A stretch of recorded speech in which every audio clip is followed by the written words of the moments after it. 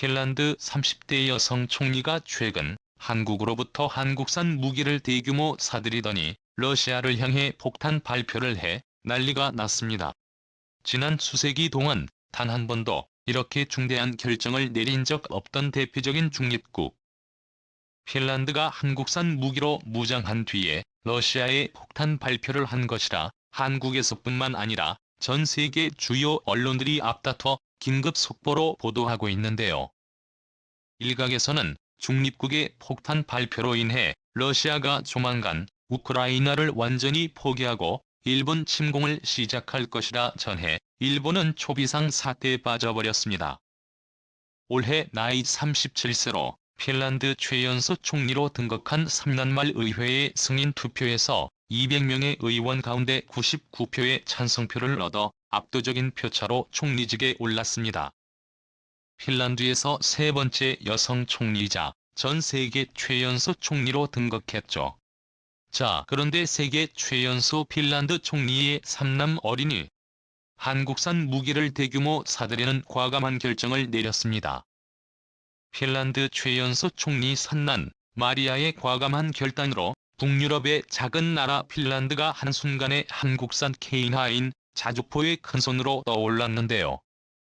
이미 1억 4,600만 유로 규모의 한국 육군 잉여케인 하인 49문을 핀란드에 수출하는 계약을 체결한 데 이어서 추가로 신문을 계약하면서 총 58문의 K9을 사들였습니다.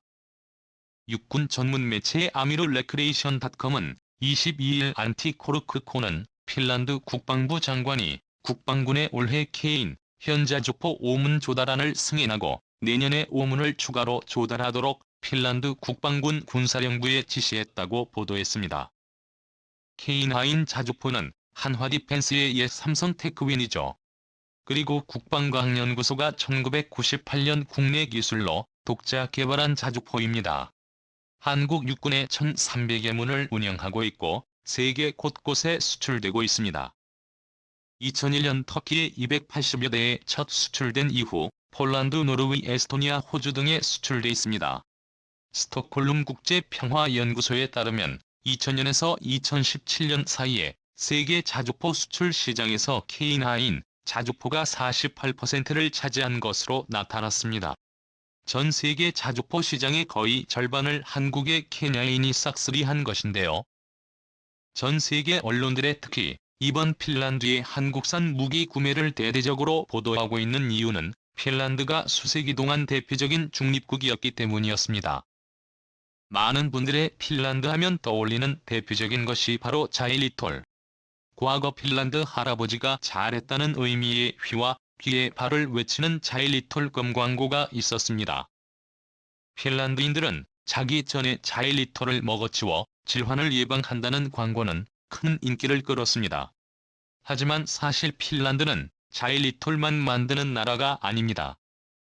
지금은 몰락하기는 했지만 노키아라는 기업 역시 핀란드의 대명사로 통합니다. 노키아는 한때 세계 휴대전화 시장의 40%를 장악했던 글로벌 통신 솔루션 기업입니다. 노키아가 핀란드 국내 총생산 GDP의 23%까지 담당했다고 하니 노키아가 핀란드 경제에서 차지하는 비중이 상당했음을 가능케 합니다. 핀란드는 한국과는 전혀 특별한 인연도 없었고 무역도 거의 하지 않았는데 핀란드가 한국산 무기를 도입하도록 특별한 외교 관계를 만든 이가 바로 김대중 전 대통령이었습니다. 김대중 대통령과 당시 타르야, 카리나 할로넨 대통령 간 정상회담을 계기로 양국 대통령의 국빈 방문이 이루어졌고 이후 수년 뒤에 핀란드 수도 헬싱키와 인천 간 직항공편도 만들어졌습니다. 그리고 최근 놀라운 기적이 만들어졌는데요. 당초 네덜란드로부터 자주포를 사려고 했던 핀란드에 독일제와 미국제 자주포를 함께 고민하고 있던 핀란드가 갑자기 돌변해 한국산 K9 자주포에 올인하기로 결정한 것입니다. 병제를 택하고 있는 핀란드 입장에서는 단기간 근무하는 장병들도 운영할 수 있도록 조작이 쉬운 장비여야 했을 뿐만 아니라 성능은 미국이나 독일제보다 뛰어난데 가격은 더 저렴하기 때문에 한국산을 택하지 않을 수 없었다는 것이 핀란드 언론들의 설명입니다. 이후 최근 핀란드 최연소 여성 총리는 한국산 무기를 더 공격적으로 구입했고 결국 푸틴을 향해 폭탄 발표를 해버렸습니다. 바로 수세기 동안 중립국을 유지했던 핀란드의 나토 가입을 선언했습니다. 최근 핀란드 현지 여론조사에서 핀란드 국민의 68%가 나토 가입을 찬성한 것으로 나타났습니다. 이는 러시아의 우크라이나 침공 전보다 2배나 많은 수치인데요.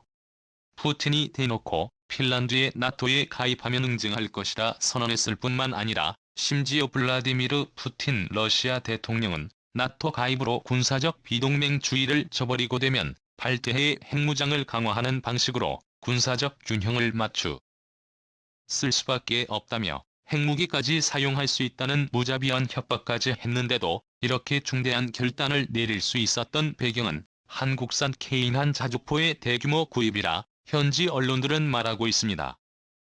실제로 핀란드뿐만 아니라 러시아를 둘러싼 동유럽국들의 줄줄이 한국산 K9 자주포를 사들이며 러시아를 압박하기 위한 K9 자주포 벨트를 구성했다는 사실을 지난 영상들에서 전해드린 바 있는데요. 이번 핀란드와 스웨덴의 나토 가입 확정 소식이 전해지자 러시아가 긴급히 우크라에서 완전 철군할 수 있다는 주장이 일각에서 나오기 시작했습니다. 동유럽국들의 전방위적 압박에 푸틴이 눈을 돌린 곳은 바로 일본. 러시아가 최근 쿠릴 열도에서 일본을 향해 심상치 않은 움직임을 보이고 있습니다. 우크라를 침공하기 전 러시아의 모습과 상당히 흡사한데요. 심지어 러시아는 일본을 도발하기 위해 일본과 영유권 분쟁 중에 일면 쿠릴 열도 전면 개발에 나설 계획이라 밝혔다고 로이터 통신이 러시아 국영 타스 통신을 인용해 25일 보도했습니다. 유리 트로튼 애플 러시아 부총리 겸 극동정권 대표는 이날 러시아 극동지역 하바로브스크를 방문한 자리에서 일본이 우리가 불법 점유하고 있다고 거짓 주장하는 쿠릴 열도의 투자에 전면 개발할 것이라고 말했습니다. 일본 정부는 2021년판 외교청서의 북방 영토는 일본 고유의 영토이지만 현재 러시아에 불법 점거돼 있다라며 한국이 일본의 다케시마를 불법 점거하고 있다는 내용을 포함할 계획인 것으로 알려졌습니다. 너무나도 충격적인데요. 그동안에는 러시아가 일본을 향해 말로만 보복할 것이라고 했지 실질적인 위협은 가하지 않았는데 이번에는 실행으로 옮기고 있어 일본은 초긴장 상태에 빠졌습니다. 이 일본 총리가 조만간 한국의 고위급 인사를 파견해 도움을 요청할 수도 있을 것으로 전해지고 있는데요. 하지만 일본 언론들은 전혀 도움을 요청하는 태도를 보이지 않고 있습니다. 려 말도 안 되는 내용들로 한국을 도발하고 있는데요. 일본의 산케이는 한국은 우크라이나 인권엔 둔감하면서 일본에만 과민 반응하고 있다라며 볼로디미르 젤렌스키 우크라 대통령의 한국 국회 화상연설 때 참석자가 적었던 것을 아직까지 꼬투리 잡아 물어뜯고 있습니다.